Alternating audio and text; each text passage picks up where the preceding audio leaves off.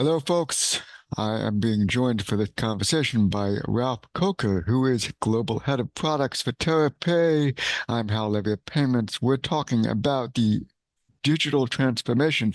The question is, how do you do digital? From TerraPay's point of view, it's a global one, and Ralph and I, we're happy to have you. Let's dive right in. Welcome. Thank you very much for having me, Hal. So obviously, I just said the word global. Your point of view is one that crosses borders, crosses currencies, crosses all sorts of things. But the overarching theme is to displace cash. We might think of that as the most analog thing there is, and to make it digital, well, take us through that. When we talk a little bit about digital engagement in a world where cash has been around for centuries, what does that mean to you? That means to me that we are creatures of habit. And when you see how cash has been around for years and we've never questioned it, it's because it's trusted and because it's ubiquitous. And for us to make the paramount change to cash to digital, we need to make digital just as ubiquitous as cash. And that's what we're trying to work on at TerraPay. To make it ubiquitous, demand two things: awareness, right? Technology, and an attraction to move away from how it's always been done toward how it might be done. Take us through each of those. How do you look toward making digital ubiquitous?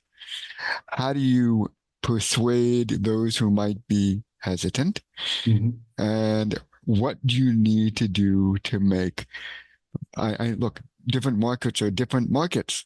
Cash is firmly held in certain markets more so than others. So the endeavor is pretty ambitious. How do you do this? Yeah, I think there's one element missing in here, and that's the trust factor.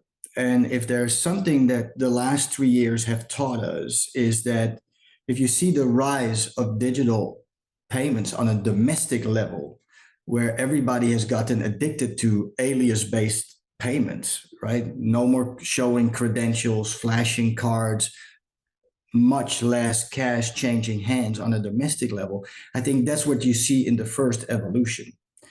Now, because in cross-border, you're trusting somebody else to deliver hopefully cash or the equivalent of cash on the other side. When I give somebody cash, hoping cash will come out on the other side.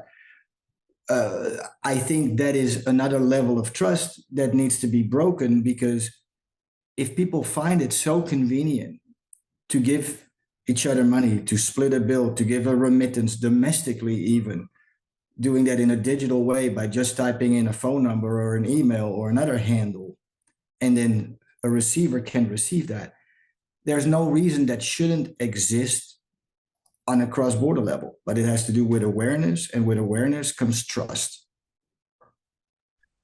From your vantage point, are there certain corridors or countries or market that are primed to make digital a bit more, well, ubiquitous?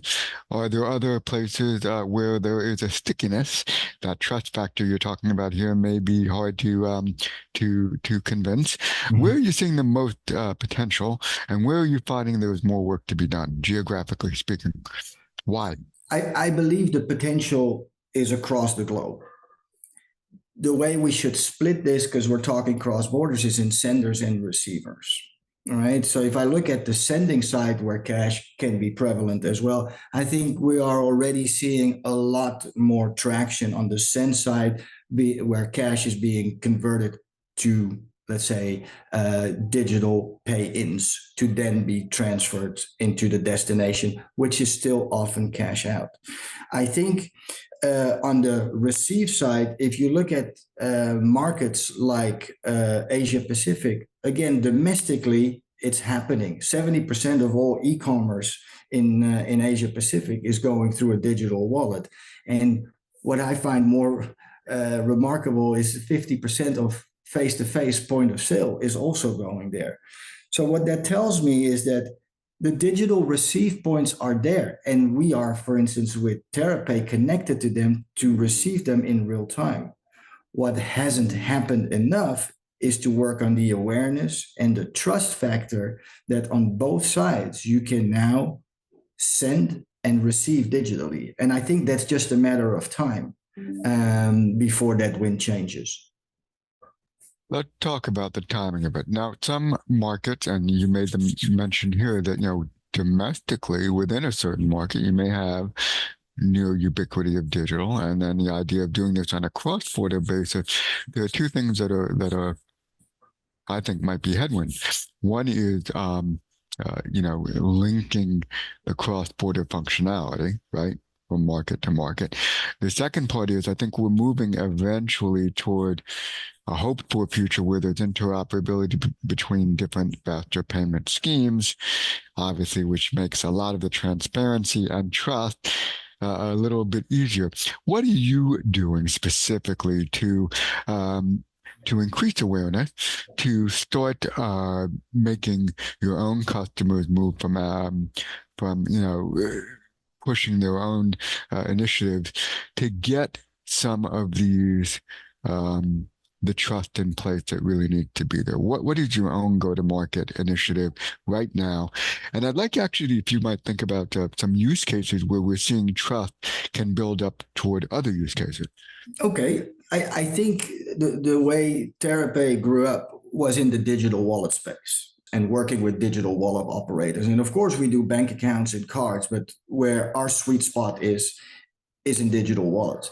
If you then look at the world of remittances and receivers of remittances in a C2C space, the beauty about wallets is that the people that have domestic wallets use that, let's say, within their 2-mile radius of where they live, but they can't receive yet. And I think a lot of the remittance receivers, unfortunately, are falling the unbanked or underbanked or unhappily banked type of demography.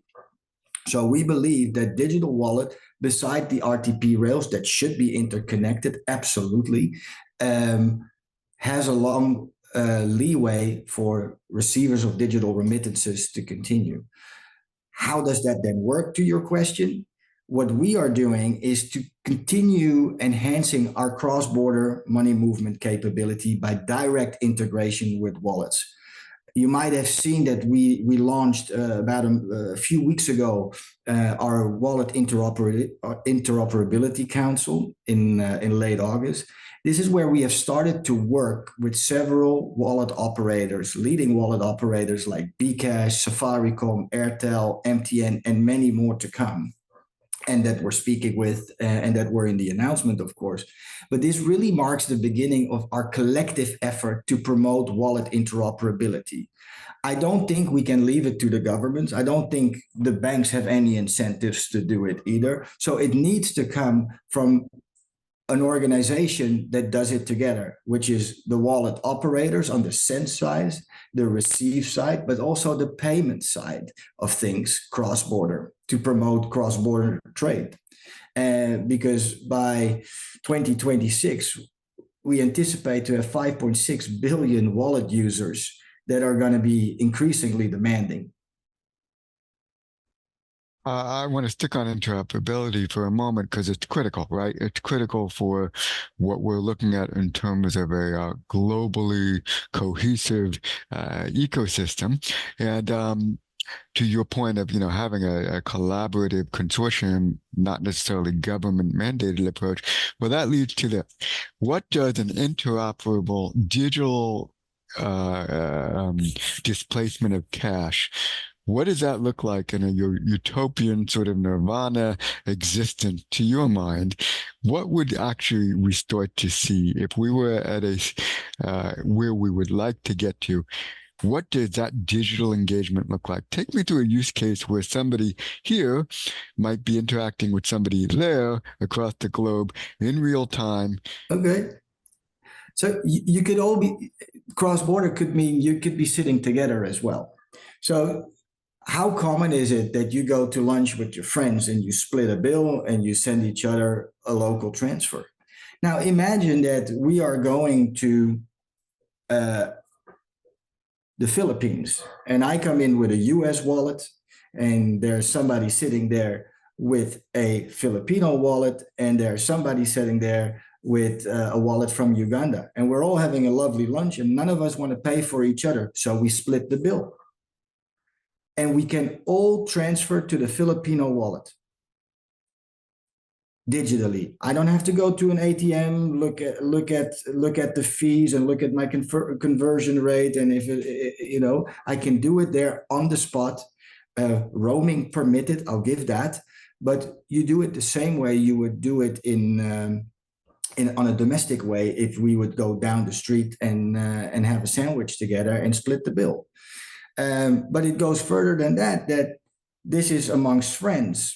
Of course, you can do remittances from one point to another, but imagine now I travel to the Philippines with my US wallet and I see something really nice, but I don't have any cash on me. And now suddenly I can read that QR code from that local merchant with my US wallet and do the purchase and walk away. And a merchant being happy that they have done foreign trade, we can do that as well. Now, these are face-to-face that we're talking about, but we can take that to e-commerce as well. If you look at the magnitude of merchants that wallet operators have generally, how do we bring them into the ether of e-commerce globally, cross-border? Somebody that makes really interesting things in the home furniture space, but they don't know how to sell or market their wares, and they're a small village operator. Suddenly, they can be on a global market platform, and payments could be done through their own instruments. And the buyer can use their own instrument to buy it. And no cash changes hand. So, okay, so you've given us an idea of a continuum of multi-wallet, multi-currency, no conversion, no hiccups in the process, and obviously to the satisfaction of everybody involved. So that's where we might be headed. To that point, and as we wrap up right now, what have I missed or have we yet to address that you'd like to point out as we march steadily toward ubiquity, toward the displacement of cash, toward a greater trust level? What else should we know?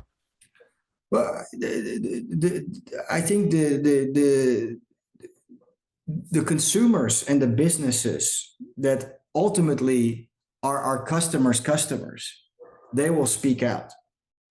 And in the same way that people that really need to do cross-border payments, they're going to get more demanding on a daily basis.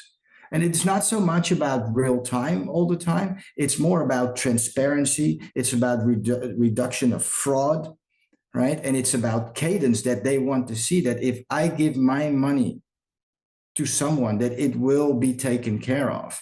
And that is, for me, the paradigm shift that we have made on a domestic level, but we need to make on a cross-border level, but make sure that everybody talks to each other. Because back to the analog or cash story, all these things that we are trying to do at TerraPay by building out this network comes also at reduced fraud and cost.